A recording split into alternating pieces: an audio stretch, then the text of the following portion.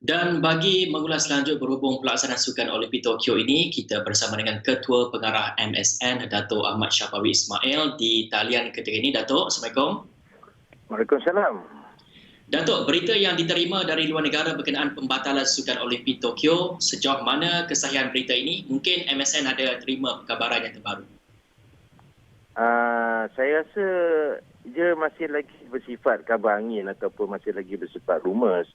Dan sehingga kedua-dua pihak saja itu pihak negara penganjur dan juga IOC sendiri membuat keputusan barulah dia mungkin dianggap rasmi.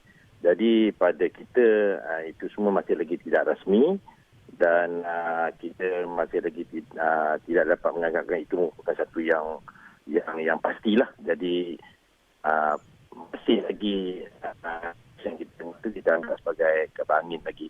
Belum lagi ada satu keputusan yang rasmi.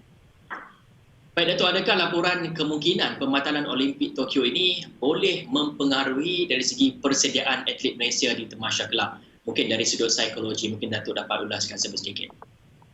Kalau kita tengok kita punya kontijen ataupun kita punya kumpulan atlet kita yang sedang berlatih pada ketika ini secara quarantine based approach di MSN, di pusat-pusat latihan MSN, kita punya kumpulan yang hampir lebih ke 1,000 orang lebih.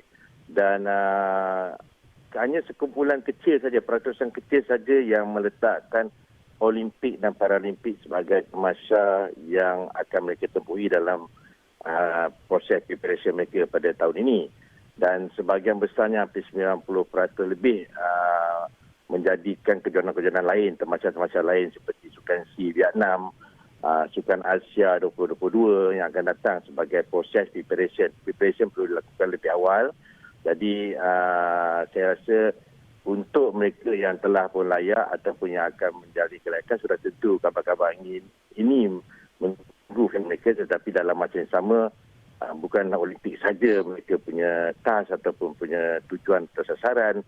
Mereka juga prepare kepada banyak kejohanan-kejohanan lain, kejohanan dunia lain yang masih lagi belum dipastikan jadualnya pada tahun 2021 dan 2022. Jadi proses preparation tu tetap akan dilakukan. Kecewa kalau betul lah kabar-kabar angin tersebut tidak dianjurkan, sudah tentu kecewa. Tetapi kita atlet-atlet negara masih mempunyai misi ataupun target sasaran kejohanan yang lain yang saya maksudkan tadi. Dato', ada tak tindakan-tindakan tertentu yang mungkin MSN akan ambil dan berapa ramai sebenarnya atlet negara yang mungkin terkesan jika Olimpik ini batal? Dari segi tindakan-tindakan pada kita di MSN dan ASN dengan rakan-rakan pembukaan taruh yang lain seperti Majlis Olimpik Malaysia dan Majlis Paralimpik Malaysia, tugas kita tetap teruskan atau usahawan sukan dan kita sedang bekerjasama untuk melaksanakan program-program latihan dan program-program latihan kita ini bukanlah short term basis, lebih kepada long term basis dengan beberapa sasaran kejohanan. Jadi indirectly pada saya adalah bukan merupakan satu isu yang besar kecuali pada kumpulan kecil atlet yang menjadikan Olimpik dan Paralimpik sebagai satu. Tadi kita berbalik kepada soalan yang saya ajukan sebentar tadi, iaitu kita melihat kepada 10 pemain terbuka Australia disahkan positif COVID-19, 72 sedang jalani kuarantin. Mereka ini dikesan positif walaupun telah pun menjalani ujian saringan dan juga lalui SOP yang sangat ketat. Adakah perkara ini antara risiko yang terpaksa ditempuh oleh atlet jika terdedah kontak rapat, kena kuarantin dan bila kena kuarantin jejaskan prestasi mereka pula? Apa pendapat Datuk berhubung dengan perkara ini, Datuk? Apa yang kita lakukan sini, apa yang berlaku itu adalah bergantung pada keadaan bagaimana mereka mengendalikan program latihan di sana ya. Cuma kita di sini sejak bulan Jun tahun lepas, alhamdulillah kerajaan telah setuju dengan cara kita kendalikan program latihan iaitu secara quarantine based approach.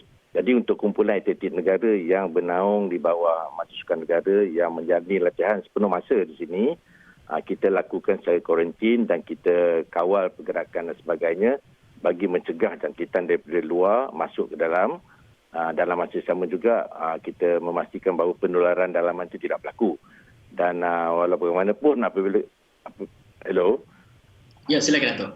Walau bagaimanapun semasa hujung tahun sudah bila kita melakukan break training kan dah agak lama mereka menjadi sepenuh masa, kita dapati bahawa apabila mereka kembali ke kamp, terdapat atlet-atlet negara yang bila berada di luar terjangkit dengan jangkitan tersebut, dan bila kita lakukan ujian swab terdapat beberapa atlet negara juga positif. Dan langkah proaktif yang kita ambil bersama dengan Institut Sukan Negara dan juga dengan kerjasama KKM ialah untuk mengawal jangkitan tersebut bagi memastikan bahawa ia tidak berlaku sebagai penularan dalaman di dalam sini, dan alhamdulillah semuanya telah pun clear, dan hanya ada beberapa lagi kontak rapat yang kita kuarantinkan bagi tujuan memastikan bahawa mereka benar-benar bersih ataupun clear daripada jangkitan tersebut. Jadi secara dasarnya kuarantin base approach yang kita laksanakan ni telah membuahkan hasil dalam kita mengawal jangkitan tersebut.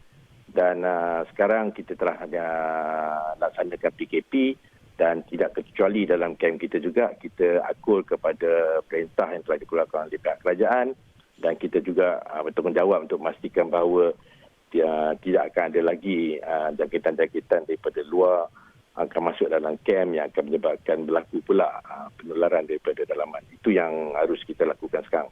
InsyaAllah kita akan cuba yang terbaik.